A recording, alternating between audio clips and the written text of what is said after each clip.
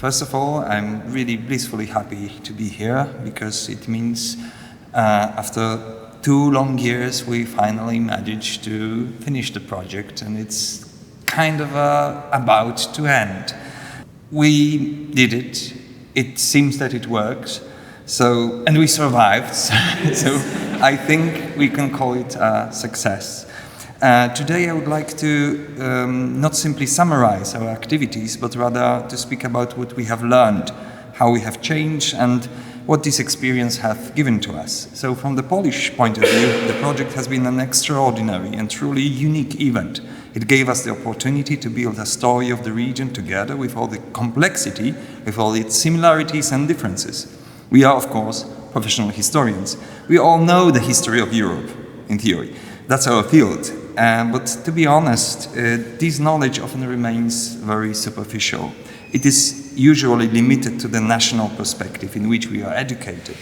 What this project allowed us to do was to move beyond that national frame, and it opened us for the possibility to look at our common past through the eyes of our neighbors from Czech Republic and Hungary. Suddenly we could see things that are absent in our own narrative. We could notice new dimensions on the events, and we could think about perspectives that were not accessible for us before. And I think this is a valuable lesson that we have learned. Another important element has been the way in which we created the content. The project was not only about producing 3 separate national stories, each standing alone. What mattered was the co-creation of each narrative through mutual influence. Of course, each national team had the main voice when speaking about its own history, but the process was never one-sided. There was always a constant exchange of ideas, constant checking, and constant commenting on each other's work.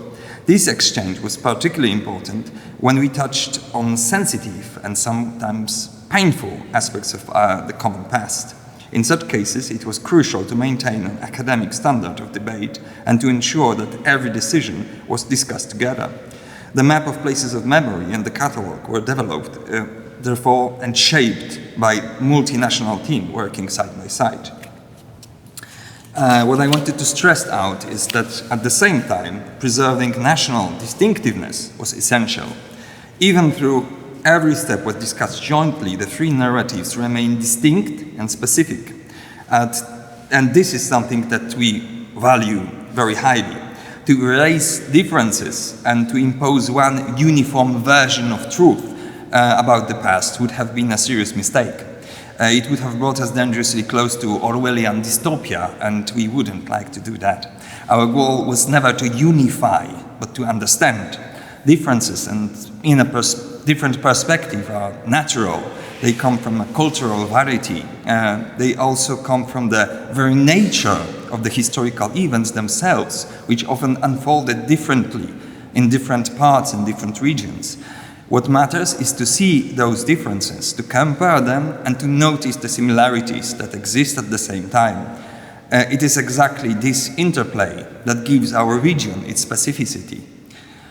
For me personally, there has also been another intellectual gain that was not expected at start. The project was originally planned as an educational, popularizing and didactic activity.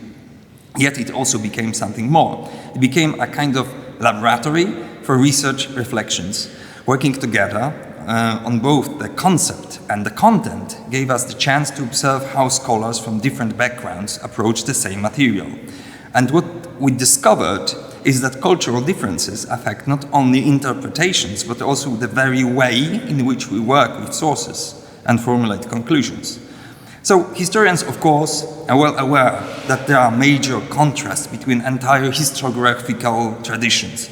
We know that there's the French Annales school, the positivism, the postmodernism, the Anglo-Saxon approach, the late 20th century or late 19th century German historiography. That's obvious. Each of these currents had its own characteristic methods, preferred themes, and distinctive way of constructing a narrative.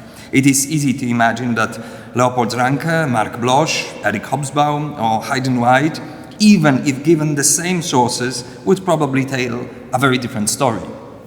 That's obvious, that we all know that. What came as a surprise for me during this project, however, was that these differences also exist among us. They exist in Brno, Budapest and Wrocław.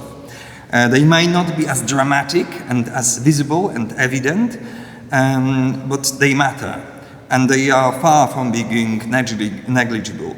We do not always speak about them, but they are present in the very choice of topics we consider worth pursuing and in the very manner of how we interpret the sources. Subtle as they are, these differences shape our conclusions and shape the stories we ultimately tell. So becoming aware of these distinctions has been one of the important electoral gains of the project. It reminded us that diversity in historical interpretation does not only exist at the level of grand historiographical traditions, it also exists here between neighboring academic centers. And it is something that we should be aware and we should be, you could say, proud of, and it's not something that we should cut away. Another achievement of the ReCall project, and one that I want to stress very strongly, is the involvement of students. They were not only passive listeners, they were active co-creators of the content. They took part in shaping the concept, in writing the text for the catalog and the website, and finally in carrying out the didactic aims of the microcourse. For Polish students, it was a unique opportunity. They gain knowledge on the history of neighbor countries, and they also gain practical skills, skills of working in an international environment, creating new educational content, and learning by doing. So their engagement was very energetic and very inspiring. We had a plan to give the voice also to the students and let them have a few minutes to show their own perspective, but as we are late on schedule, I think we agreed to skip this part, and therefore I just wanted to thank all the students, not only the Polish ones, but also from other countries, for your participation, and that will be it. Thank you very much.